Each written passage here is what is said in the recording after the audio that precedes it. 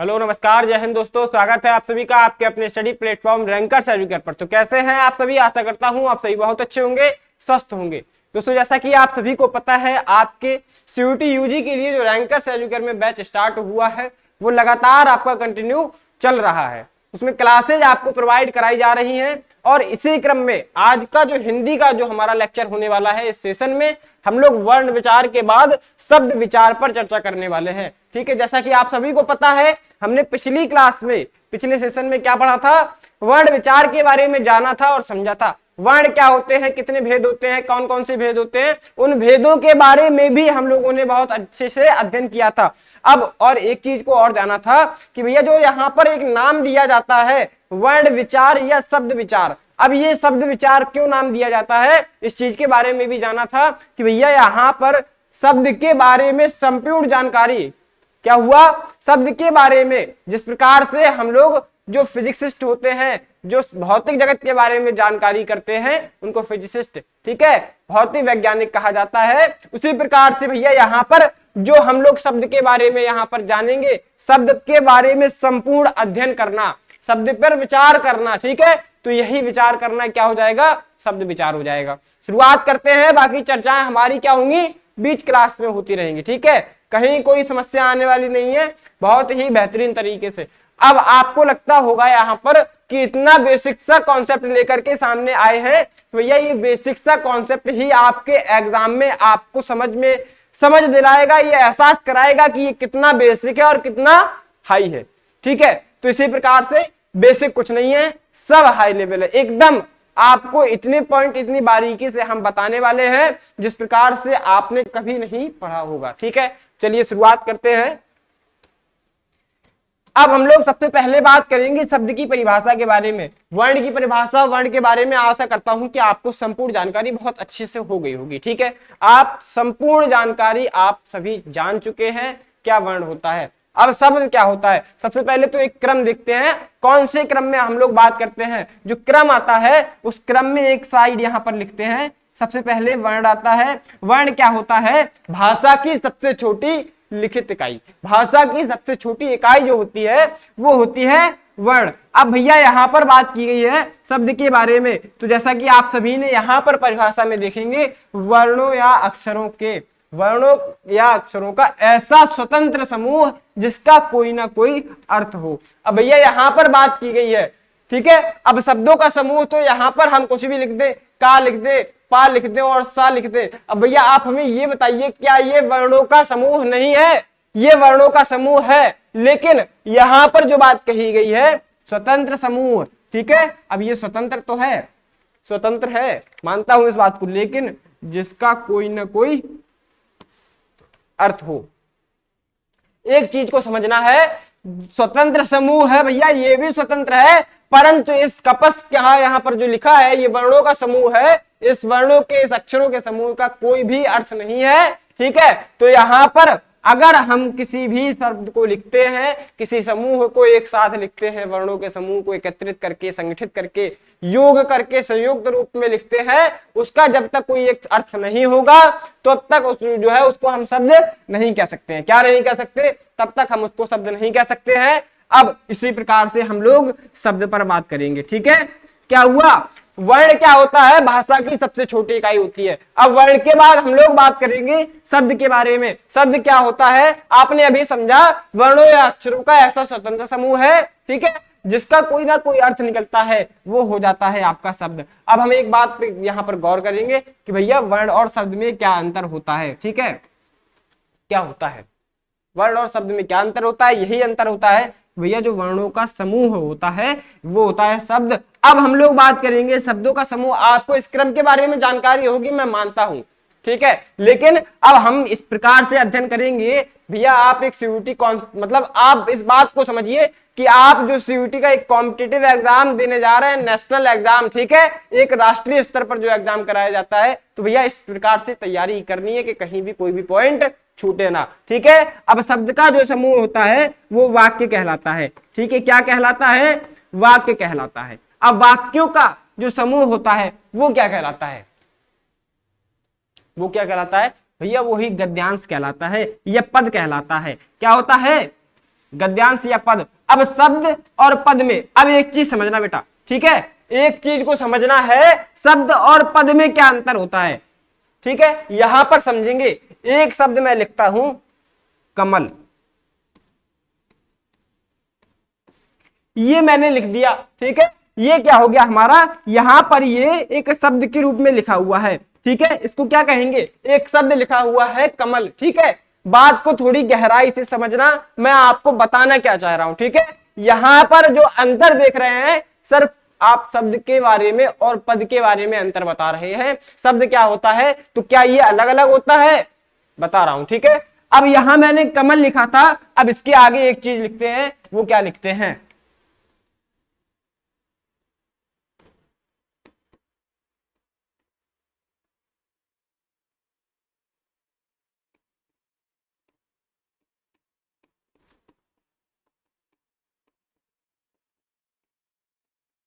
भारत का राष्ट्रीय पुष्प, ठीक है, यहां पर लिखा भारत का राष्ट्रीय पुष्प लिखा, भारत का राष्ट्रीय पुष्प, ठीक है। बात को समझना, राष्ट्रीय पुष्प क्या है, कमल है, ठीक है। अब मैंने उसी कमल को इस पद में यहां इस वाक्य में रखा, कमल है, तो भैया जो यहां पर जो ये शब्द है, यहां पर जो ये शब्द है, ये शब्द है, जितने भी शब्द है वो इस वाक्य के लिए क्या हो जाएंगे, पद हो जाएंगे, क्या हो जाएंगे, बात को समझे आप, शब्द हुए, शब्दों के समूह से वाक्य बना, अब उस वाक्य में जो शब्द प्रयोग किए गए हैं वो उस वाक्य के लिए क्या हो जाएंगे, पद हो जाएंगे, क्या हो जाएंगे, बात समझे, क्या हो जाएंगे, पद हो जाएंगे। अंतर समझे, शब्द और पद में क्या होता है, ठीक है भैया, जो यहाँ पर वर्णों का समूह होता है वो शब्द होता है, शब्दों का समूह वाक्य होता है, वाक्यों के समूह में जो शब्द का प्रयोग किया गया है, जो शब्दों के प्रयोग से यहाँ पर वाक्य बना है, तो इस वाक्य के लिए वो शब्द क्या हो जाएगा, एक पद हो जाएगा, एक पद हो जाएगा, ठीक है, बात समझे यहाँ पर। तो इस प्रकार से मैं आपको यही बताने का प्रयास कर रहा था, ठीक है। तो बेटा शब्द किसको कहते हैं, समझ में आ गया होगा, ठीक है। चलिए बात करेंगे शब्दों के वर्गीकरण के बारे में, शब्दों का वर्गीकरण किस प्रकार से किया गया है, ठीक है। तो यहाँ पर देखेंगे कि शब्दों का वर्गीकरण निम्न 4 भेदों में किया गया है, 4 भागों में यहाँ पर शब्दों का वर्गीकरण होता है।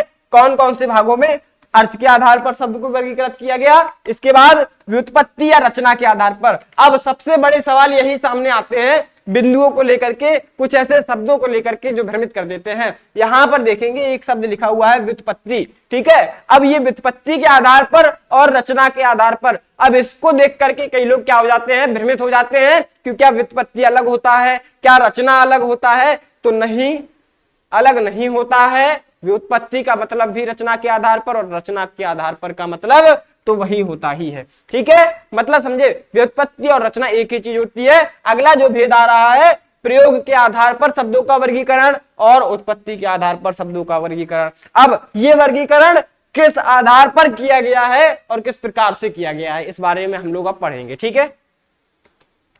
चलिए अब पहला जो आ रहा था कि अर्थ के आधार पर शब्दों का वर्गीकरण, अब अर्थ के आधार पर भी शब्दों के 2 भागों में वर्गीकरण किए गए हैं। अब वो कौन कौन से हैं, यहां पर देखेंगे सार्थक शब्द और निरर्थक शब्द। आप ये बताइए, क्या आपको इतना याद था, क्या आपको इतना याद था, ठीक है। अब याद नहीं था तभी तो आप तैयार करने की कोशिश कर रहे हैं, तैयार करने की अगर कोशिश कर रहे हैं तो बेहतर तरीके से करिए, ठीक है। शुरुआत करते हैं सार्थक शब्द के बारे में और निरर्थक शब्द के बारे में। वैसे तो आप शब्द से मतलब निकाल सकते हैं, किस प्रकार से, सा का मतलब सही होता है, क्या होता है, सही होता है। बात समझना, यहां पर सा जिसके आगे लग जाए या तो सुंदर होता है या सही होता है, ठीक है। अब बात करते हैं निर का मतलब क्या होता है, खराब होता है, क्या मतलब, व्यर्थ होता है। निर का मतलब व्यर्थ होता है या बेकार होता है, ठीक है। इस चीज को समझना, व्यर्थ होता है या बेकार होता है। अब हम लोग इसके बारे में अच्छे से समझेंगे, ठीक है। अच्छा, अभी यहां पर हम लोग ये देख रहे हैं कि इनके भागों में किस प्रकार से वर्गीकरण किए गए हैं। अब व्युत्पत्ति और रचना के आधार पर भी वर्गीकरण जो है वो भी आपका 3 भागों में किया गया है। सबसे पहला रूढ़ या मूल शब्द होते हैं, रूढ़ शब्द या मूल शब्द एक ही चीज है। यहां पर फिर आता है यौगिक शब्द और फिर आता है योगरूढ़ शब्द। अब ये यौगिक शब्द, रूढ़ या मूल शब्द या योगरूढ़ शब्द, ये क्या होते हैं, इनके बारे में भी पढ़ेंगे। चलिए अब अगला जो आता है प्रयोग के आधार पर वर्गीकरण। अब यहां पर एक चीज को समझना, अर्थ के आधार पर दो प्रकार से वर्गीकरण किए गए, सार्थक शब्द और निरर्थक शब्द, प्रयोग के आधार पर।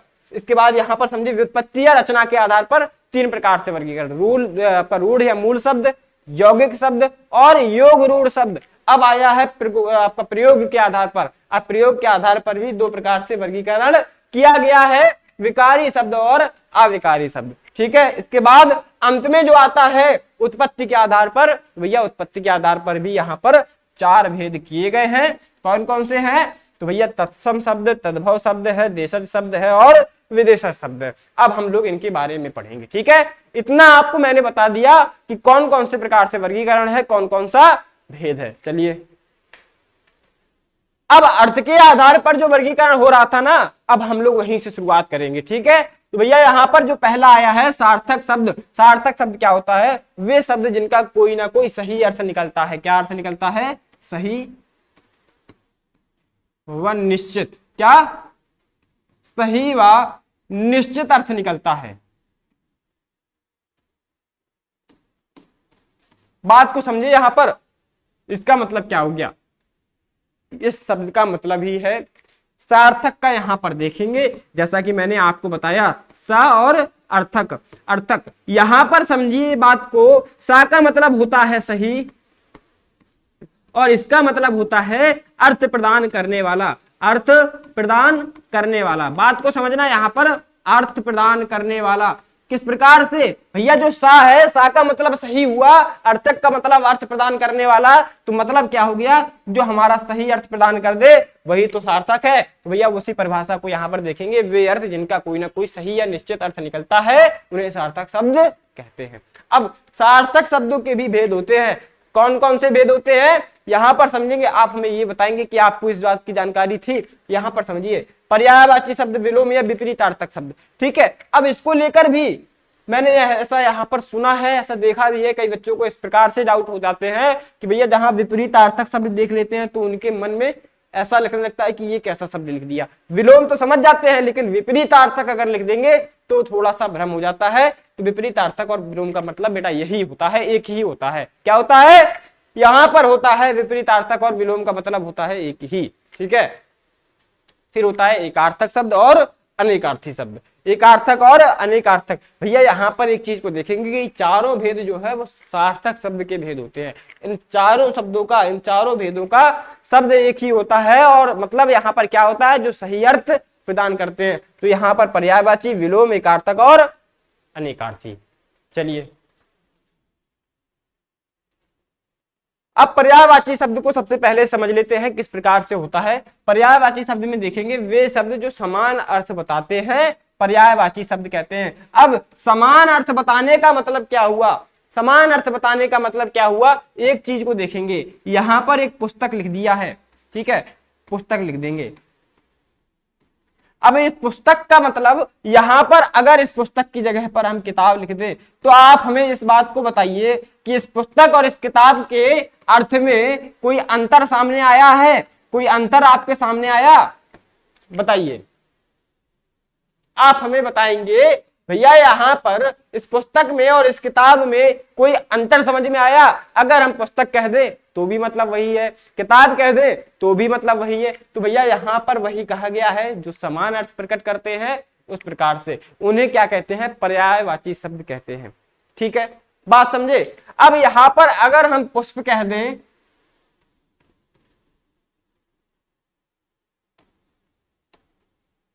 अगर हम यहां पर पुष्प कह दें और यहां पर फूल भी कह दें, पुष्प कह दिया और फूल कह दिया, तो यहां बताइए पुष्प और फूल में कोई अंतर है? नहीं है। तो भैया यही तो सही अर्थ निकाल रहे हैं, समान अर्थ निकाल रहे हैं। पुष्प को फूल कहते हैं, फूल को पुष्प कह दे, कोई यहाँ पर अंतर नहीं आता है। इनके जो भाव है वो समान रहते हैं। तो भैया जो समान रहते हैं वही आपका जो है पर्यायवाची शब्द होता है। अब बात करेंगे विलोम या विपरीतार्थक शब्द के बारे में। ये विलोम या विपरीतार्थक शब्द क्या होते हैं? जो शब्द एक दूसरे के विपरीत अर्थ प्रकट करते हैं वो विलोम शब्द होते हैं। अब यहां तो ये समान अर्थ प्रकट कर रहे थे, ठीक है, मतलब समझना यहां बात का कि भैया यहां पर ये समान अर्थ प्रकट कर रहे थे। अब हम बात करेंगे, यहां पर अच्छा मैंने लिख दिया, अच्छा, अब इसकी जगह पे अगर हम बुरा लिख देंगे, आप हमें ये बताइए, अच्छा जो है, अच्छा जो सुनने में क्या हुआ, अच्छा एक गुण होता है और बुरा क्या होता है, दोष होता है। बात समझना यहां पर भैया, यहां पर जो विलोम अर्थ, जैसा कि मतलब विलोम का मतलब होता है विपरीत, उल्टा, ठीक है। अच्छा, अच्छा एक गुण होता है, बुरा एक दोष होता है। तो भैया जो गुण होता है वो अच्छा होता है और जो दोष होता है वो बुरा होता है। तो अच्छा का विपरीत हो रहा है, उल्टा हो रहा है, बुरा हो रहा है, ठीक है। यहां पर एक और उदाहरण को यहां पर समझेंगे कि भैया हमने लिख दिया सीधा, और यहां पर इसका उल्टा क्या हो जाएगा,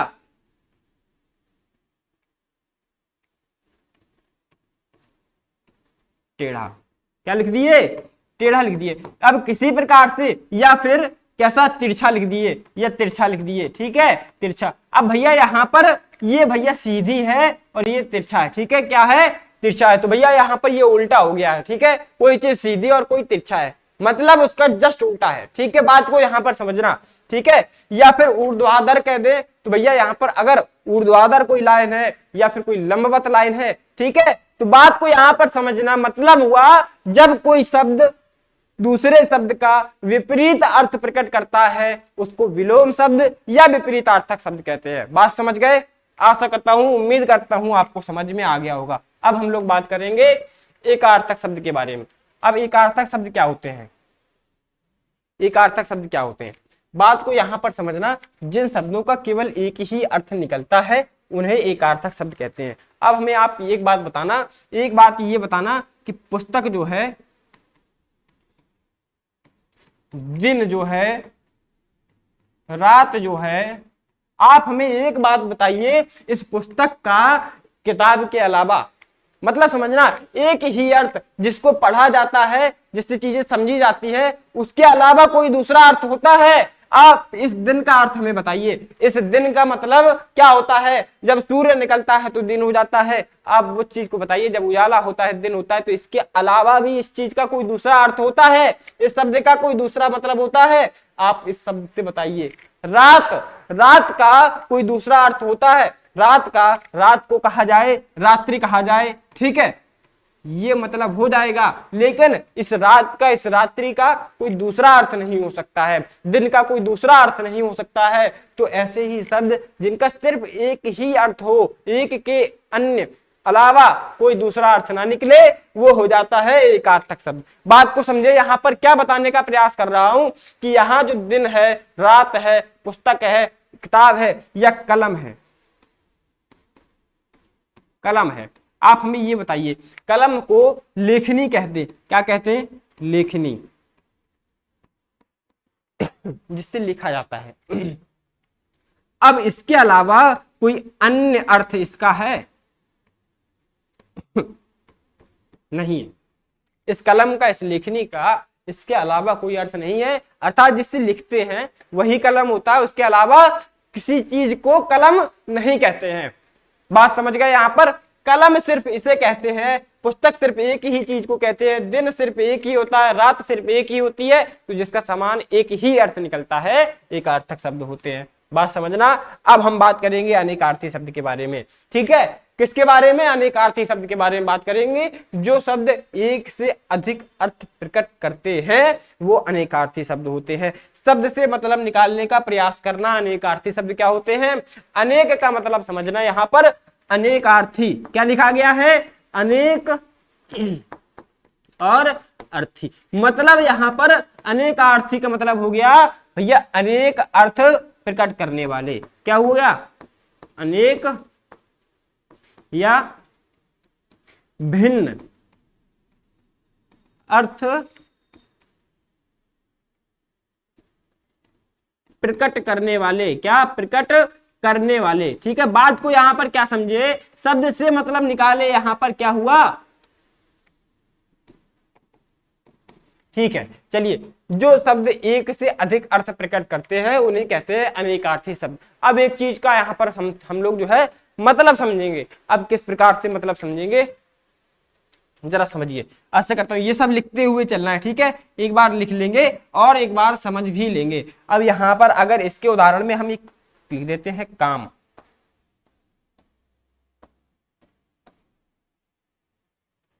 ऐसा उदाहरण मैं आपको दे रहा हूं जो आपके सामने भ्रम पैदा करता है। आप हमें ये बताइए, इस काम के कार्य के अलावा एक काम तो हो गया आपका कार्य, या जिसको कहे क्रियाकलाप, ठीक है, क्या कहे, क्रियाकलाप। जो आप कार्य करते हैं उसको हम लोग कार्य कहते हैं, ठीक है, जो आप क्रिया करते हैं उसको कार्य कहते हैं। अब एक काम का अर्थ होता है हमारे मन की उत्सुकता का भाव।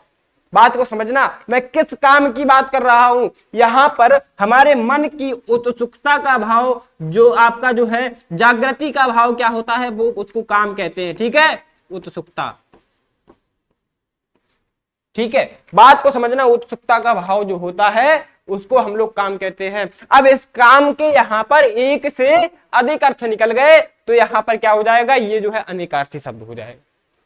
बात समझे, यहां पर बात को समझने का प्रयास करेंगे किस प्रकार से यहां पर हम लोग जो है क्या कर रहे हैं, एक प्रकार से समझेंगे। हम लिख दिए यहां पर तीर, क्या लिख दिए, तीर। अब यहां पर तीर का सिर्फ एक अर्थ नहीं निकलता है, अब इस तीर का किस प्रकार से अर्थ निकलेगा, समझिए बात ना। यहां पर क्या समझेंगे, बाण, क्या, बाण, मतलब जो धनुष में रख करके चलाया जाता है अपने शत्रु पर, उसको हम लोग तीर कहते हैं या बाण कह दे। या फिर जो नदी का किनारा होता है, ठीक है, क्या होता है, नदी का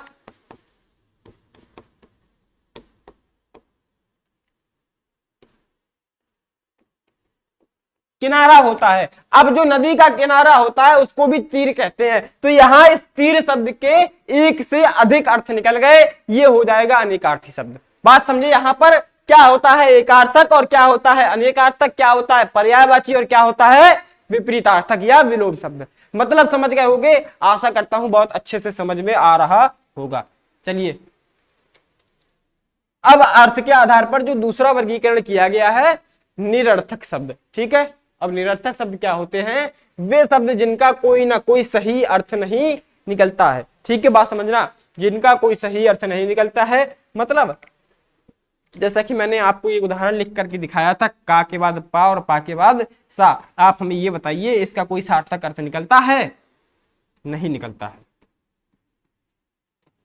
भैया। यहाँ पे इस कपस का कोई सार्थक अर्थ नहीं निकलता है, तो यहाँ पर क्या हो जाएगा, ये जो शब्द है वो निरर्थक हो जाएगा। मतलब इसका कोई सही अर्थ नहीं है, ये हो जाएगा निरर्थक शब्द। बात समझना, यहाँ पर क्या हो गया, सार्थक के बारे में पढ़ लिए और निरर्थक के बारे में पढ़ लिए। चलिए, अब हम लोग बात करेंगे किसके बारे में, व्युत्पत्ति या रचना के आधार पर शब्दों का वर्गीकरण जो किया गया था, रूढ़ या मूल शब्द, यौगिक शब्द, योग रूढ़ शब्द, उन सभी शब्दों के बारे में पढ़ेंगे। पहला जो आ रहा है रूढ़ या मूल शब्द आ रहा है, ऐसे शब्द जिनका विशेष अर्थ निकलता है, लेकिन अगर उनको खंड कर दिया जाए, उनको अपघटित कर दिया जाए, विखंडन कर दिया जाए, तो वो निरर्थक हो जाते हैं। अब समझना, यहाँ पर कुछ उदाहरण देकर के समझाता हूं। उदाहरण किस प्रकार से यहाँ पर देंगे हम। सबसे पहले एक शब्द लिखेंगे राधा।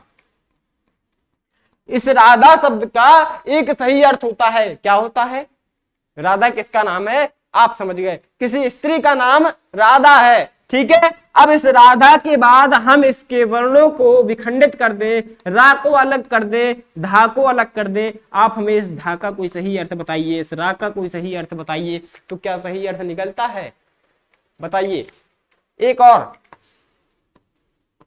कमल लिख दिए आप, कमल में से का को अलग कर दे, ला को अलग, माँ को अलग कर दे और ला को अलग कर दे, तो आप हमें ये बताइए, इस का, इस माँ का और इस ला का कोई विशेष अर्थ निकलता है, नहीं निकलता है। तो भैया यही तो होते हैं, जब वो एक साथ संयुक्त रूप में होते हैं तब उनका एक सही अर्थ निकलता है, वही कहा गया जिनका विशेष अर्थ निकलता है। लेकिन जब उनको खंड कर दिया जाता है या फिर खंडित कर दिया जाता है या फिर विच्छेद जो है इनका कर दिया जाता, तब उनके जो है सार्थक अर्थ का कोई भी परिणाम नहीं आता है, वो क्या हो जाते हैं, निरर्थक हो जाते हैं। बात को समझे, यहाँ पर क्या, यहाँ पर मैंने बताया भैया जो राधा था, जो यहाँ पर रा को अलग कर दिया और धा को अलग कर दिया, किसी भी प्रकार का कोई किसी विशेष वर्ण का विशेष अर्थ नहीं निकला, क्योंकि वर्ण तो भैया ऐसा होता है जिसका कोई अर्थ नहीं होता है।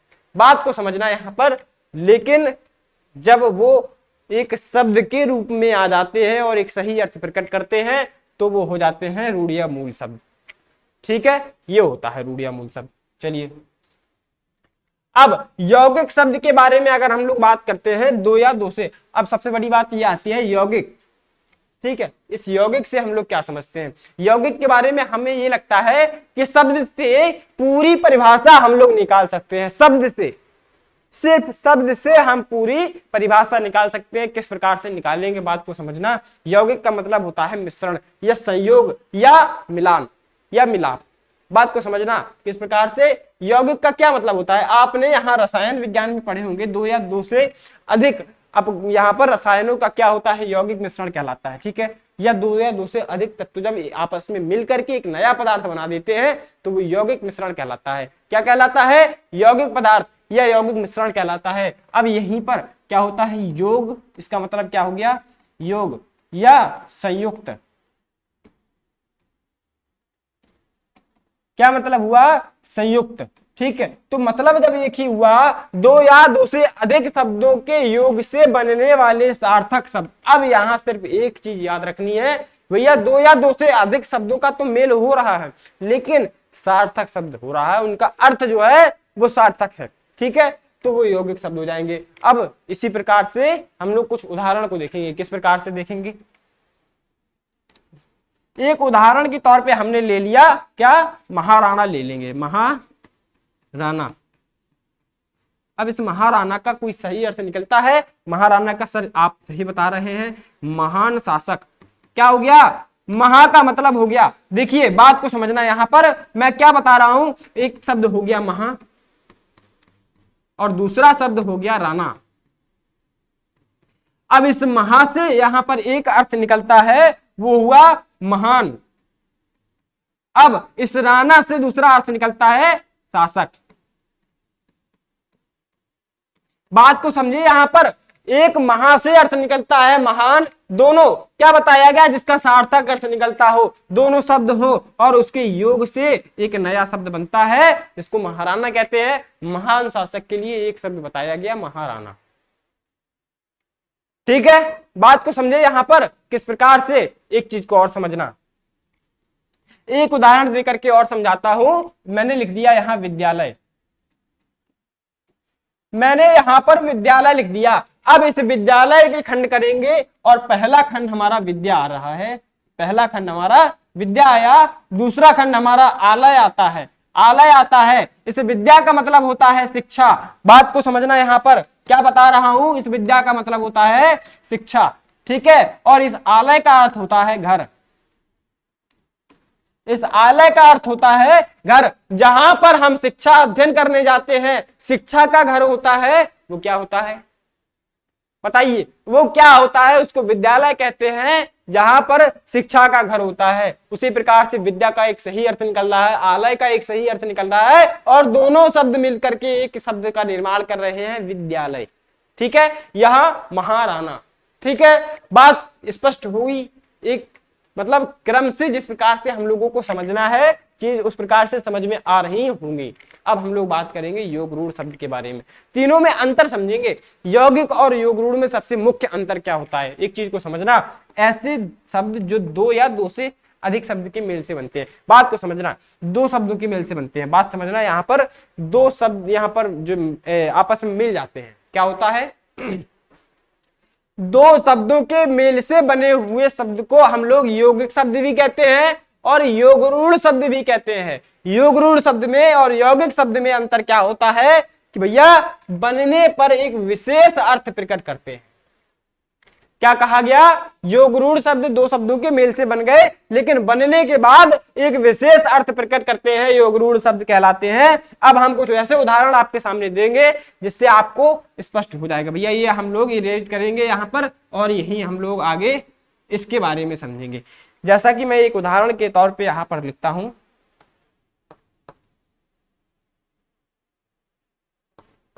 उदाहरण के तौर पे मैंने एक शब्द लिखा, दशानन।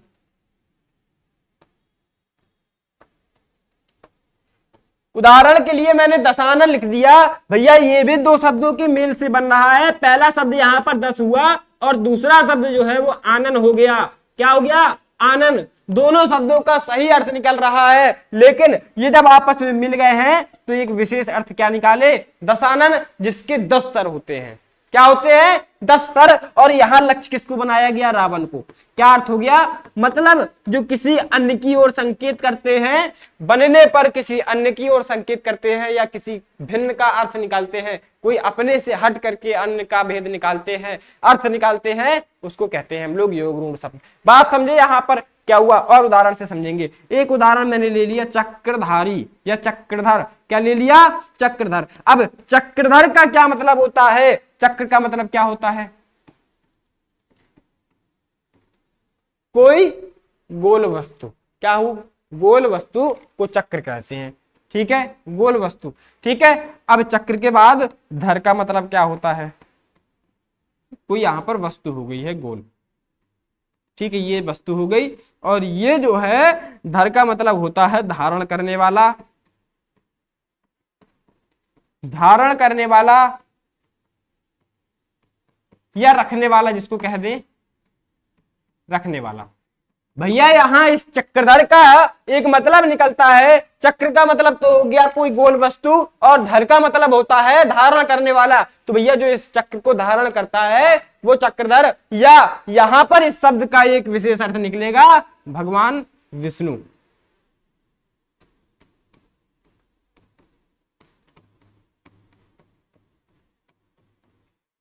बात को समझना, यहां पर किस प्रकार से मैं आपको समझाने का प्रयास कर रहा हूं। चक्रधर से एक भिन्न अर्थ निकलता है भगवान विष्णु। एक और उदाहरण से मैं आपको समझाऊंगा कि किसी प्रकार का आपको डाउट ना रह जाए। भैया यहां पर लिखे हैं लंबोदर, लंबोदर। भैया ये बताइए, इसमें भी दो शब्द हैं, पहला शब्द आता है लंब और दूसरा आता है उदर। अब बात को यहां पर समझना कि मैं क्या बता रहा हूं। लंब का मतलब तो हो गया लंबा या बड़ा, लंबा या बड़ा। ठीक है, लेकिन उदर का अर्थ क्या होता है, पेट से होता है। मतलब उदर का अर्थ क्या होता है, पेट। अब बात बताना, जिसका पेट बड़ा है, लंबा है, तो लंबोदर किसको कहते हैं, यहां श्री गणेश। ठीक है, दिमाग में आ गया होगा कि मैं क्या बताना चाह रहा हूं, श्री गणेश को। भैया जो बनने के बाद विशेष अर्थ प्रकट करते हैं और दो शब्दों के मेल से बनते हैं, जितने भी उदाहरण दिए हैं सारे आपके दो शब्दों के मेल से बने हैं, चाहे चक्रधर हो, चाहे दशानन हो, और चाहे क्या हो, लंबोदर हो। ठीक है, बात को समझे किस प्रकार से होते हैं योग रूढ़ शब्द और यौगिक शब्द। दोनों में यही अंतर होता है, ये बनने के बाद विशेष अर्थ नहीं प्रकट करते हैं, लेकिन दो शब्दों के मेल से बनते हैं और उन दोनों का सार्थक शब्द होता है, सार्थक अर्थ होता है। ठीक है, चलिए अब हम लोग किस प्रकार से बात करेंगे, यहां बात करने जा रहे हैं प्रयोग के आधार पर शब्दों का वर्गीकरण। अब प्रयोग के आधार पर शब्दों का कैसे वर्गीकरण किया गया, पहला आया विकारी शब्द, दूसरा अविकारी शब्द। अब बात करेंगे विकारी शब्द और अविकारी शब्द। अब इसके बाद जो मैं आपको बताने जा रहा हूं उसके बारे में थोड़ा सा ठीक से और जो है व्यवस्थित तरीके से समझेंगे। ठीक है, नोट्स बनाते हुए, कॉपी पे लिखते हुए अगर चलेंगे तो ज्यादा समझ में आएगा।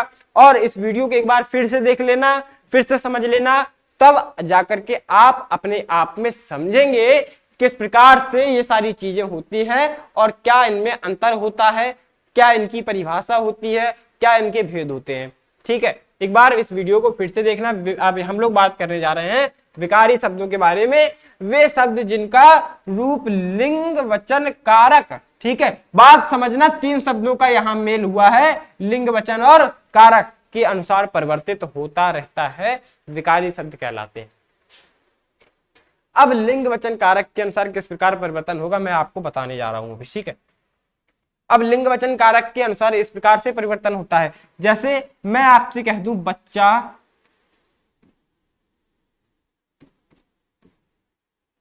ठीक है, ये एक शब्द लिख दिया बच्चा, इसमें आप समझ गए ये पुल्लिंग है। क्या है, पुल्लिंग है,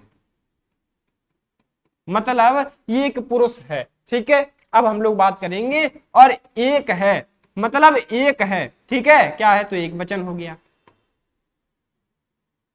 बात को समझना, मैंने एक शब्द कहा बच्चा तो ये पुल्लिंग हो गया और एक वचन हो गया, लेकिन अगर हम इसी जगह बच्ची कह दें तो भैया आप हमें ये बताइए, ये बच्ची जो है ना, ये जो बच्ची है ये क्या हो जाएगा, ये स्त्रीलिंग हो जाएगा और दूसरी चीज जो है वो क्या हो जाएगा, एक वचन ही रहेगा, ये एक वचन ही रहेगा। ठीक है, एक वचन रहेगा लेकिन स्त्रीलिंग, इस शब्द में लिंग के अनुसार परिवर्तन हो गया। अब वाक्य के रूप में इनको जरा देखेंगे। भैया मैंने कहा बच्चा सोता है, ठीक है, या मैंने यहां पर कह दिया लड़का क्या करता है, सोता है। तब आपके क्या समझ में आया, लड़का एक है और वो सो रहा है, मतलब वो एक वचन है और पुल्लिंग है। लेकिन अगर इसी जगह मैं आपसे कह दूं लड़के सोते हैं, क्या कह दे, लड़के सोते हैं,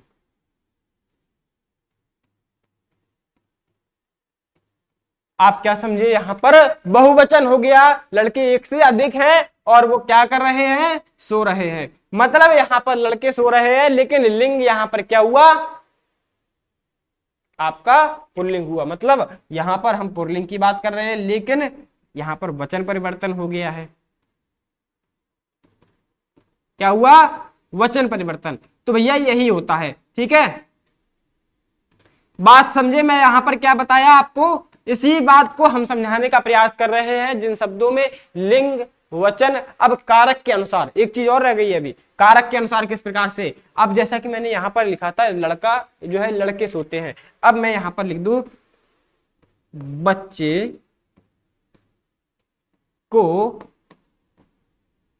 सोने दो, सोने दो।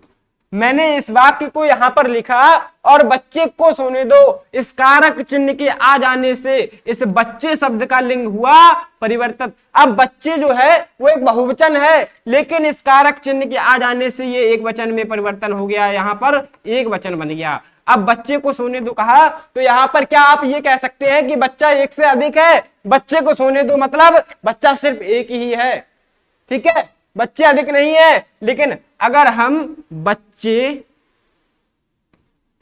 सो रहे हैं, बच्चे सो रहे हैं, अब देखिए इस बच्चे का मतलब क्या हुआ, अब ये एक वचन ना रह करके बहुवचन में परिवर्तित हो जाएगा। किसमें, बहुवचन में परिवर्तित हो जाएगा। बात समझिए, यहां पर मैं आपको किस प्रकार से बताने का प्रयास यहां पर किया हूं कि भैया यही परिभाषा कह रही थी कि लिंग वचन कारक के अनुसार जहां पर परिवर्तन जिस शब्द में हो जाए वही होता है क्या, आपका विकारी शब्द। ठीक है, समझ में आ गया होगा। अब हम लोग बात करेंगे विकारी शब्द कितने प्रकार के होते हैं। तो भैया बात करेंगे यहाँ पर विकारी शब्द जो है वो यहाँ पर 4 प्रकार के होते हैं। कौन कौन से होते हैं, तो बात करेंगे संज्ञा है, सर्वनाम है, क्रिया है और विशेषण है। तो संज्ञा, सर्वनाम, क्रिया, विशेषण, क्या आपको इस बारे में जानकारी थी कि संज्ञा, सर्वनाम, क्रिया, विशेषण एक विकारी शब्द के भेद होते हैं। हम लोग पढ़े हैं अभी तक, हम लगातार एक जो है कक्षा 5वीं के बाद अगर कहा जाए तो हम संज्ञा, सर्वनाम, क्रिया, विशेषण के बारे में जानने और समझने लगते हैं, पढ़ने लगते हैं। लेकिन अभी आज जाकर के ये चीज स्पष्ट होती है कि भैया ये जो है वो विकारी शब्द के भेद होते हैं। ठीक है, और यही जानना हमारे लिए मुख्य चीज है। यही जानने के लिए हमें कुछ अपनी तैयारी करनी होती है अपनी मेहनत के दम पर।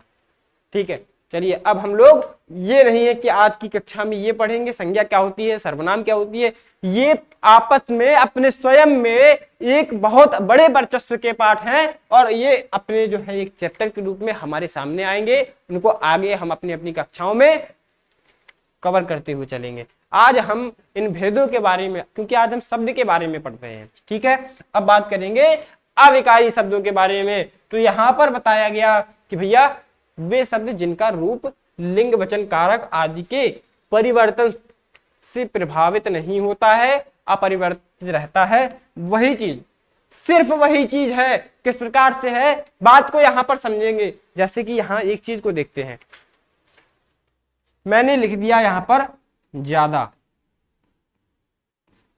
मैंने लिख दिया यहां पर कौन, मैंने लिख दिया क्या। आप हमें ये बताइए, इन तीनों शब्दों में लिंग के अनुसार, वचन के अनुसार या फिर कारक के अनुसार कोई परिवर्तन होगा? बताइए। ज्यादा है ना, तो ये स्त्रीलिंग है, ठीक है।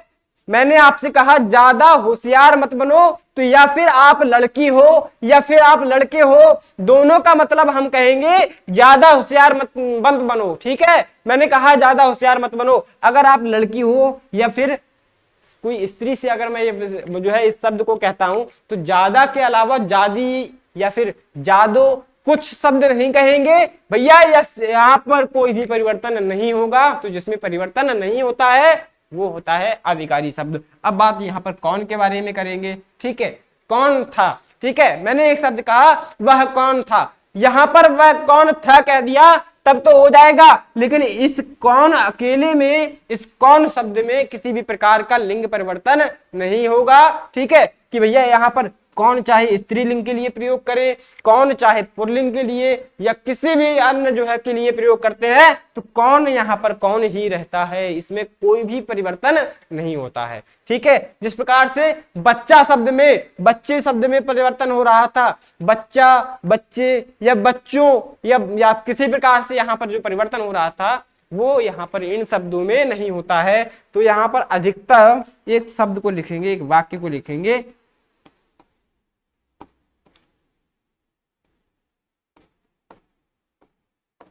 अधिकतम क्या होता है। बात को समझना, यहां पर बात यहां पर ये कह रहे थे कि प्रश्नवाचक शब्द है। अधिकतम प्रश्नवाचक शब्द जो होते हैं वो अविकारी शब्द होते हैं। बात समझना, यहां पर अविकारी शब्द होते हैं।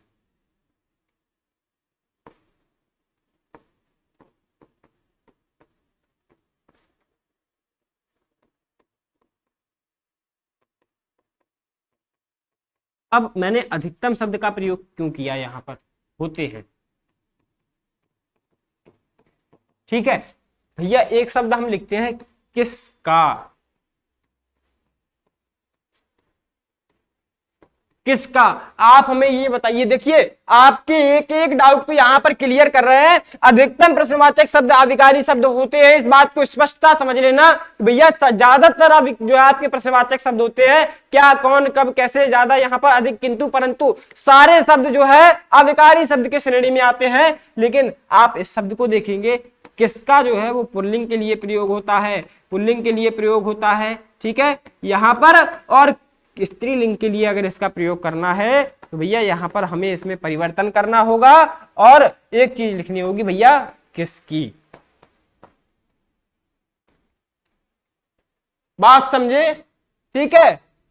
बात यहां पर समझना भैया, मैं आपसे कह दूं किसका कुत्ता है, बात समझना, ठीक है। वाक्य के अनुसार समझना कि भैया मैंने आपसे कहा यह किसका कुत्ता है, तो भैया यहां पर किसका कुत्ता है मतलब हम एक पुल्लिंग के लिए प्रयोग कर रहे हैं, यह किसकी गाय है, तो भैया यहां पर स्त्रीलिंग के लिए किसकी प्रयोग हुआ है, यहां पर इसमें परिवर्तन हो गया है। तो मैंने इसीलिए लगाया है अधिकतम, सभी नहीं कहा है कि सभी, ठीक है। यह भी प्रश्नवाचक शब्द है किसका, ठीक है, लेकिन ये जो है आपका अविकारी शब्द की श्रेणी में नहीं आएगा। इसीलिए अधिकतम जो है आपके प्रश्नवाचक शब्द होते हैं। और भी कुछ है, जैसे ज्यादा है या अधिक है, कुछ उदाहरण के लिए लिख लेंगे। अधिक है, किंतु है, परंतु है, ठीक है। ये सारे क्या होते हैं आपके अविकारी शब्द के श्रेणी में आते हैं। चलिए अब हम लोग बात करेंगे अविकारी शब्द के भी भेद होते हैं। अविकारी शब्द के कितने भेद होते हैं? अविकारी शब्द के भी 4 भेद होते हैं। विकारी शब्द के कौन कौन से? संज्ञा, सर्वनाम, क्रिया और विशेषण। इसी प्रकार से अविकारी शब्द क्रिया विशेषण, संबंध बोधक, समुच्चय बोधक और विस्मयादि बोधक। बात समझे यहाँ पर। यहाँ अविकारी शब्द के भी 4 भेद होते हैं। सबसे पहले विस्मयादि बोधक, समुच्चय बोधक, संबंध बोधक, क्रिया विशेषण। ठीक, याद कर लेना, समझ लेना। उत्पत्ति के आधार पर जो अंतिम आता है, मैंने अर्थ के आधार पर आपको बताया। मैंने आपको उत्पत्ति, व्युत्पत्ति या रचना के आधार पर बताया, मैंने आपको प्रयोग के आधार पर बताया। अंत में जो हमारा बचता है उत्पत्ति के आधार पर किस प्रकार से वर्गीकरण होता है, तो हम लोग बात करेंगे 4 भागों में यहाँ पर भी वर्गीकरण हुआ है। तत्सम शब्द, तद्भव शब्द, देशज शब्द और विदेशज शब्द। अब हम लोग बात करेंगे इसमें किस प्रकार से हम लोग बात करते हैं कि भैया एक चीज को समझेंगे तत्सम तद्भव और किस प्रकार से होते हैं, क्या होते हैं। सर मैंने इस चीज के बारे में पढ़ा है, तत्सम शब्द क्या होते हैं, अग्नि जो है तत्सम हो गया, उसको जो है आग कहते हैं, ये चीज मैंने पढ़ी है। लेकिन वास्तविकता जो है उस चीज को हमें समझना है। भैया ऐसे शब्द जिनकी संस्कृत भाषा से उत्पत्ति हुई है परंतु वे बिना किसी परिवर्तन के हिंदी भाषा में ज्यों के त्यों प्रयोग किए जाने लगे हैं, वो आपके तत्सम शब्द होते हैं। उदाहरण से समझेंगे। सबसे पहले जिन शब्दों की उत्पत्ति संस्कृत भाषा से हुई है, सबसे प्राचीन भाषा, व्याकरण मैंने जब आपको पढ़ाया था, व्याकरण का शुरुआत जब आपने मैंने पहली कक्षा से किया यहाँ पर, तो उसमें बताया कि भैया जिन शब्दों की शुरुआत जो है सबसे पहला जो यहाँ पर सबसे पुरानी भाषा मानी गई वो संस्कृत भाषा मानी गई है। इसके बाद ही किसी अन्य भाषा का जन्म हुआ है। लेकिन जो संस्कृत भाषा के जो शब्द हैं वो ज्यों के त्यों जब हिंदी भाषा में प्रयोग हुए हैं तो उन शब्दों को क्या कहा गया, तत्सम शब्द। मैंने यहाँ पर लिखा है अग्नि, मैंने यहां पर लिखा है रात्रि, मैंने यहां पर लिखा है क्षेत्र, ठीक है, मैंने यहां पर अंगुष्ठ, ठीक है, या इसको हटा दीजिए, ये थोड़ा सा आपके लिए ज्यादा हो रहा है। तो अग्नि का मतलब समझे, रात्रि का मतलब समझे, क्षेत्र का मतलब समझेंगे, ठीक है। तो भैया अग्नि का मतलब क्या हुआ, अग्नि का मतलब हो गया आग, रात्रि का मतलब रात, क्षेत्र का मतलब क्या होता है, खेत या मैदान, खेत या मैदान। इसी चीज को मैं आपको समझाने का प्रयास कर रहा हूं कि भैया ये जो है इस बार आप एक चीज को स्पष्ट करेंगे भैया कि आप ये बताइए संस्कृत भाषा यहाँ पर प्रमुख रूप से नहीं बोली जाती है। आपने बताया था विलोपन आपका विलोप हो गया है, यहाँ संस्कृत भाषा विलुप्त हो गई है। तो आप ये बताइए कि संस्कृत भाषा नहीं बोली जाती है। मैंने आपको उस दिन भी बताया था कोई भी भाषा संपूर्ण रूप से समाप्त नहीं होती है। संस्कृत भाषा आज भी बोली जाती है, पाली भाषा आज भी बोली जाती है, प्राकृत भाषा आज भी बोली जाती है, हर भाषा आज भी बोली जाती है। लेकिन जो जनसाधारण के मुंह से हम सुनते हैं अधिकतम बोले जाने वाली भाषा जो है वो मुख्य भाषा हमारी हो जाती है और वो आज के समय में हिंदी है। इस बात को समझेंगे तो अग्नि शब्द का भी प्रयोग होता है, रात्रि शब्द का भी प्रयोग होता है, क्षेत्र शब्द का भी प्रयोग होता है, ठीक है। यही होते हैं आपके तत्सम शब्द भैया बिना किसी परिवर्तन के। संस्कृत में अग्नि कहते हैं, रात्रि कहते हैं या क्षेत्र कहते हैं, तो भैया ये सारे शब्दों का प्रयोग हिंदी में ज्यों का त्यों होता है, ठीक है। चलिए हम लोग अगर बात करें तद्भव शब्दों के बारे में, ये बहुत छोटी छोटी सी साधारण सी चीजें हैं, इनमें थोड़ा सा प्रयास करेंगे समझने का तो समझ में आ जाएगा। बात अगर करते हैं इसी जैसे शब्दों का, जैसे संस्कृत शब्दों से यहाँ पर इनकी उत्पत्ति हुई है, चाहे तद्भव हो चाहे तत्सम हो, हिंदी भाषा में जब इनका प्रयोग किया गया तो इनमें परिवर्तन करके इनका प्रयोग किया गया। अब बात हम करेंगे कुछ ऐसे शब्दों के बारे में, जैसे अब इसी का मैं उदाहरण वहां पर दे रहा था आपको भैया, अंगुष्ठ मैंने लिखा है, तो अंगुष्ठ का मतलब क्या होता है, अंगुष्ठ शब्द का भी प्रयोग आज के समय में किया जाता है, लेकिन अधिकतम जो है अंगुष्ठ का मतलब अब हो गया है अंगूठा। बात को क्या समझे, अंगूठा जो है वो क्या हो जाएगा, वो अंगुष्ठ का क्या हो जाएगा, आपका विकृत रूप हो जाएगा, अपघटित रूप हो जाएगा। तो अंगूठा जो है वो आपका क्या हो जाएगा, तद्भव हो जाएगा, और जो अंगुष्ठ है वो क्या हो जाएगा, बात को समझेंगे, ये हो जाएगा आपका तत्सम शब्द। मैंने यहाँ पर होस्ट लिख दिया, होस्ट लिख दिया, होस्ट का मतलब क्या होता है, अगर मैंने यहीं पर होस्ट लिख दूं, होठ, ठीक है, होस्ट का मतलब क्या होता है भैया, होठ ही होता है। लेकिन ये जो है वो संस्कृत भाषा का शब्द है और ये हिंदी भाषा में प्रयोग हुआ है, उनमें परिवर्तन करने के बाद, ठीक है। इसी चीज को समझेंगे, जैसे अग्नि का मतलब क्या हो रहा है, अग्नि का मतलब क्या हो रहा है, जो प्रायः हम लोग बोलते हैं तो अग्नि को हम लोग आग बोलते हैं, क्या बोलते हैं, आग, आग बोलते हैं। जल का प्रयोग करते हैं। सबसे साधारण उदाहरण आप देखेंगे भैया, जल का प्रयोग हम लोग पानी बोलने लगे हैं, तो भैया पानी और जल में कोई भी अंतर नहीं है। तो इसी प्रकार के जो शब्द होते हैं जो संस्कृत भाषा के हैं और आपके जो है उनमें परिवर्तन करने के बाद वो हिंदी भाषा में प्रयोग किए जाने लगे वो तद्भव शब्द, और जिनमें बिना परिवर्तन के प्रयोग किए जाने लगे वो तत्सम शब्द। ठीक है, यही अंतर होता है तद्भव और तत्सम शब्दों में। चलिए देशज शब्दों के बारे में जरा बात करेंगे। देशज शब्द क्या होते हैं? वे शब्द जो क्षेत्रीय प्रभाव के कारण परिस्थिति व आवश्यकता अनुसार बनकर के तैयार हो गए हैं और प्रचलित हो गए हैं, देशज शब्द कहलाते हैं। परिभाषा से सर समझ में नहीं आया है, उदाहरण से समझाइए। मैं आपको समझाने का प्रयास करूंगा, बात को समझने का प्रयास करना। उदाहरण लिखेंगे, सबसे पहले एक शब्द लिख लिए पगड़ी। पगड़ी लिख लिए। अब आप हमें ये बताइए ये किस भाषा का शब्द है, ये कहां से जन्म लिया है, आपको नहीं पता है। ठीक है, ये ग्राम आपके जो है पूर्वज जब हमारे जो है इन शब्दों का प्रयोग किए हैं। जैसे कि एक शब्द और लिखेंगे, ठीक है, और उदाहरण को समझना, लाठी।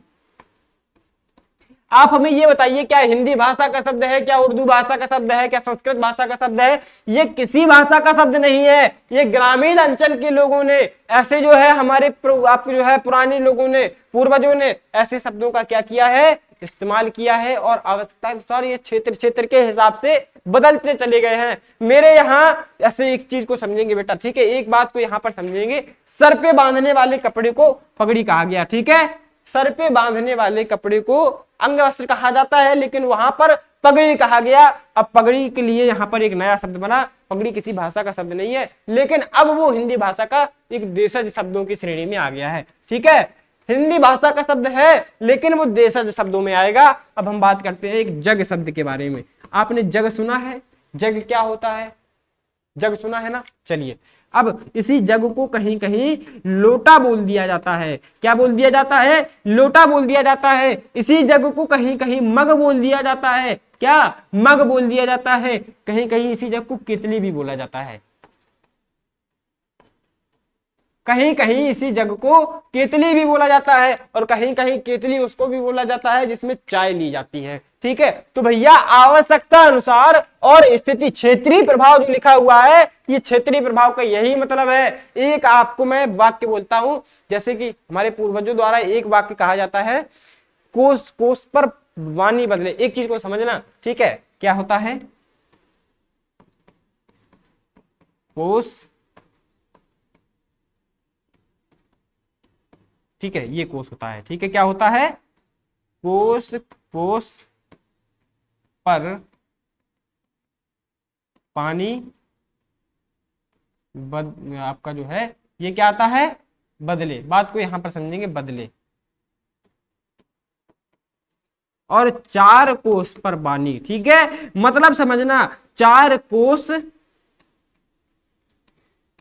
पर वाणी, मतलब यहां पर ये हुआ इस वाक्य को लिखने का कि कोस कोस पर पानी बदले। अब एक कोस में कितने किलोमीटर होते हैं? तो यहां पर जहां पर दिखता है तो मुख्य रूप से आपके लगभग 4 किलोमीटर, या फिर कितना होता है? एक कोस में लगभग 4 किलोमीटर होता है। तो ये 4 मतलब किलोमीटर जो हुआ, इस 4 किलोमीटर में पानी में परिवर्तन आने लगता है। क्या होता है? हर 4 किलोमीटर में पानी में कुछ परिवर्तन आता है। तो भैया यहां पर बात करते हैं 4 या 40 किलोमीटर शायद यहां पर होता है, इस बात को कंफर्म करेंगे। ठीक है, कोस कोस पर पानी बदले, और 4 कोस मतलब जब अंतर 4 कोस का हो जाता है, अंतर यहां पर अगर देखा जाए तो मुख्यतः लगभग 40 किलोमीटर का ही होता है। ठीक है, भैया जब 4 कोस का अंतर हो जाएगा तो हमारी भाषा में परिवर्तन हो जाता है। इसी प्रकार से ये क्षेत्रीय प्रभाव कहने का मतलब है कि भैया जिस प्रकार से यहाँ लिखा गया है कि क्षेत्रीय प्रभाव से हमारे शब्दों में भी अंतर आ जाता है, हम उस शब्द को कुछ और कहते हैं, वो उस चीज को कुछ और कहते हैं। ठीक है, तो यही जो परिवर्तन होते हैं क्षेत्रीय प्रभाव के कारण, उन्हें कहते हैं देशज शब्द। ठीक है, उदाहरण से यहां पर समझे होंगे, ये सारे उदाहरण आपके लिए महत्वपूर्ण है। अब अगर हम बात करते हैं विदेशी शब्दों के बारे में, तो वे शब्द जो विदेशी जातियों के संपर्क में आने से उनकी भाषा से अपनी हिंदी भाषा में प्रयोग में लाए जाने लगे हैं या फिर प्रयोग किए जाने लगे हैं। अब हम ऐसे शब्दों की बात करते हैं तो वो विदेशी शब्द होते हैं। कौन कौन से ऐसे शब्द हैं? आप हमें एक बात बताइए, आप इसको क्या बोलते हैं? ये जो है जिससे आप लिख रहे हैं उसको आप पेन बोलते हैं, तो आप हमें ये बताइए पेन किस भाषा का शब्द है? जिस पर आप लिख रहे हैं कॉपी, ठीक है। आप इसको कॉपी के अलावा कुछ नहीं बोलते हैं, इसको मैं मानता हूं, आप भी मानते होंगे। इसको पेन बोलते हैं, उसको कॉपी बोलते हैं, तो ये किस भाषा का शब्द है? क्या हिंदी बोलते हैं आप? ठीक है। आप जहां पर पढ़ने जाते हैं उसको कोचिंग बोलते हैं, स्कूल बोलते हैं। आप हमें ये बताइए, कोचिंग जो है, स्कूल जो है, वो किस भाषा का शब्द है? हिंदी भाषा का शब्द नहीं है, वो अंग्रेजी भाषा का शब्द है। लेकिन उसको अगर आप हिंदी में भी लिखेंगे तो यहां पर इस प्रकार से लिखते हैं और स्कूल को इस प्रकार से लिखते हैं। विद्यालय आप नहीं लिखते हैं, विद्यालय लिखने में अगर लिखेंगे तो वो हो जाएगा हिंदी, लेकिन आप मुख्यतः जो है स्कूल लिखते हैं, ठीक है, स्कूल शब्द का प्रयोग करते हैं। तो ये जो सारे शब्द हुए ना, पेन, कॉपी, स्कूल, ठीक है। अब पेन को कलम आप कहते हैं क्या? आप अगर कलम कह देंगे तो आपके यहाँ पर वातावरण में जो आसपास लोग खड़े होंगे वो उस चीज को अजीब समझेंगे, ये कैसी भाषा बोल रहा है, ठीक है। क्योंकि हमारे आचरण में, हमारे जो है दैनिक जो आपकी दिनचर्या में क्या हुआ है, परिवर्तन हो गए हैं, और इस प्रकार से हमारे जो है आसपास के वातावरण में, जैसे माहौल में हम लोग रहते हैं, वही हम लोगों की आदत बन जाती है, हैबिट बन जाती है। इसी प्रकार से हम लोग क्या कहते हैं, विदेशी जातियों के संपर्क में आने से, उनकी भाषा से। अब एक शब्द को लेंगे हम लोग, एक बहुत अच्छा उदाहरण आपके सामने ले रहे हैं हम। एक शब्द को लिए हैं हॉस्पिटल। आप हमें ये बताइए, हॉस्पिटल जो है वो इंग्लिश भाषा का शब्द है, ठीक है, क्या है? बात को समझना, इंग्लिश यानी अंग्रेजी भाषा का शब्द है, ठीक है, अंग्रेजी भाषा का शब्द है। लेकिन हॉस्पिटल का यहाँ विच्छेद यहाँ पर किस प्रकार से हुआ? हॉस्पिटल होता था, और हॉस्पिटल का हमारे भारतवासियों ने, ग्रामीण क्षेत्र के लोगों ने क्या किया है, प्रयोग इस शब्द का करना चाहा, लेकिन हॉस्पिटल ना बोल करके वो क्या कहने लगे थे? अस्पताल कहने लगे थे। इसको क्या? अस्पताल। अब जब अस्पताल बोला जाने लगा, लेकिन इस अस्पताल का भी आगे अपघटन होता रहा, और ये अंत में जो बनता है वो अस्पताल बनता है। आज के समय में जो हमारा अस्पताल शब्द प्रयोग किया जाता है वो कहां से निकला है? यहां पर हॉस्पिटल से ही अस्पताल निकला है। क्या है? हॉस्पिटल से ही अस्पताल निकलता है। अस्पताल कोई हिंदी भाषा का शब्द नहीं है, हिंदी भाषा का शब्द चिकित्सालय है।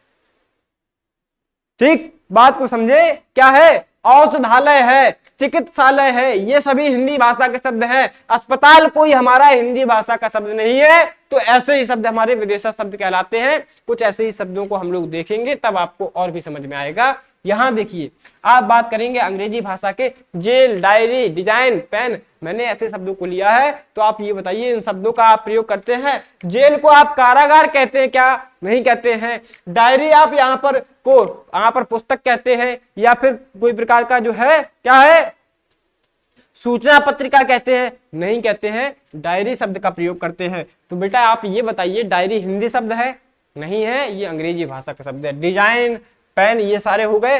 अब हम अरबी भाषा का प्रयोग भी करते हैं। आप बहुत इंटेलिजेंट है, ठीक है, आप कई सारी भाषाओं का प्रयोग करते हैं, ठीक है, कई भाषाओं की जानकार आप भी हैं। आप बताइए, काम का प्रयोग करते हैं, जहाज का, कुर्सी का, औलाद का। नतीजा जो है ये सारे के सारे अरबी शब्दों में आ जाते हैं।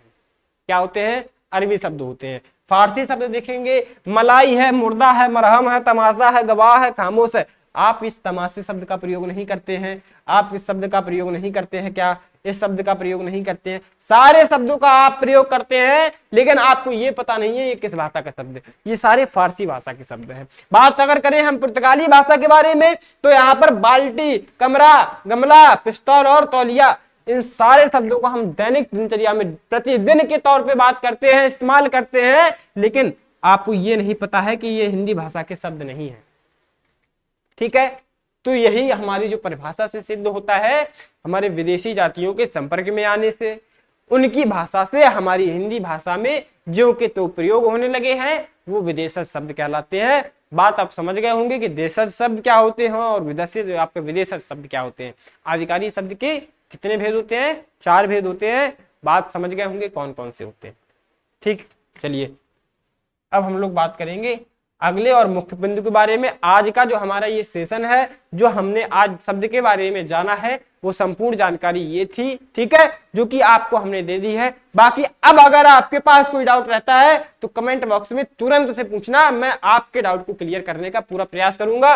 अब जो मुख्य बिंदु है मैं आपको यहाँ पर जानकारी दे दूं इस बैच के बारे में। जो बच्चे इस वीडियो को नहीं देख रहे हैं, अगर आप BA, BSc, BCom, BA, LLB जैसे यूजी कोर्सेज की प्रिपरेशन सीयूटी यूजी के लिए 2025 में अपने एडमिशन को टारगेट और फिक्स करने के लिए, सिक्योर करने के लिए लेना चाहते हैं, तो हमारे आप जो है रैंकर्स एडुकेयर पे इस कोर्स में परचेज कर सकते हैं, ज्वाइन कर सकते हैं। तो अब आपको क्या होगा, आपको अपनी ऐसी सुविधा ऑफलाइन या ऑनलाइन, ऑफलाइन हमारी सारी क्लासेस जो है स्टार्ट की जा चुकी हैं, ऑनलाइन मोड पर आप यहाँ पर इस क्लास को देख ही रहे हैं, तो इसी प्रकार से आपकी क्लासेज चलेंगी। ठीक है, तो अगर आप अपनी तैयारी को बेहतर तरीके से करना चाहते हैं और अपनी सीट को सिक्योर करना चाहते हैं तो इस बैच में ज्वाइन हो जाइए, अपनी क्लासेज को कंटिन्यू करिए। आपको मैं फीचर्स कुछ बता देता हूं, जैसे कि लाइव एंड रिकॉर्डेड क्लासेस। जो आप ये क्लास देख रहे हैं ये रिकॉर्डेड मोड पे है, ठीक है। अगर आपको लाइव क्लास मिलती है तो इन द क्लास आप अपने डाउट को पूछ सकते हैं और क्लास के अंदर ही जो टीचर आपको पढ़ा रहे होंगे, जो फैकल्टी पढ़ा रही होगी, वो आपके डाउट को सामने से ही आपका जो है क्लियर करने का प्रयास करती है। ठीक है, ये होता है लाइव और रिकॉर्डेड लेक्चर। इसके बाद जो टीचर टीम हमारी है वो बहुत ही एक्सपर्ट टीचर टीम आपको प्रोवाइड कराई जाती है।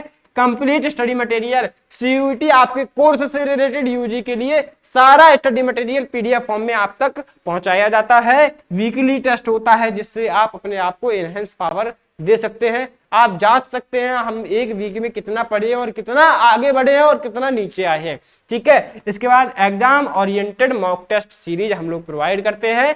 ठीक है, अब हम लोग बात करते हैं मॉक टेस्ट सीरीज की। तो एग्जाम ओरिएंटेड का मतलब जैसा सीयूटी यूजी का आपका सीबीटी टेस्ट होना है, उसी बेस पर सेम पैटर्न पर आधारित हम लोग यहाँ पर टेस्ट कंडक्ट कराते हैं। और वही आपका जो है ऐसा ना हो कहीं वहां जाकर के कुछ स्पेशल आपको फील हो। ठीक है, सेम आप पेपर देके गए होंगे तो आपको कुछ नया नहीं लगेगा, तो वो होता है आपका मॉक टेस्ट सीरीज। इसके बाद क्लास का पीडीएफ। बेटा जो हमने अभी आपको पढ़ाया है ना, जितनी चीजें भी लिखी हैं इसमें, वो सारा पीडीएफ आपके पास पहुंचाया जाएगा रैंकर्स एडुकेयर ऐप के माध्यम से। तो आप इस ऐप को डाउनलोड कर लीजिए। ठीक है, इसी बैच पर, इसी ऐप पर आपको क्या है, रैंकर्स एडुकेयर प्ले स्टोर से आप डाउनलोड कर लीजिएगा, वहां आपको क्लास का पीडीएफ मिल जाएगा।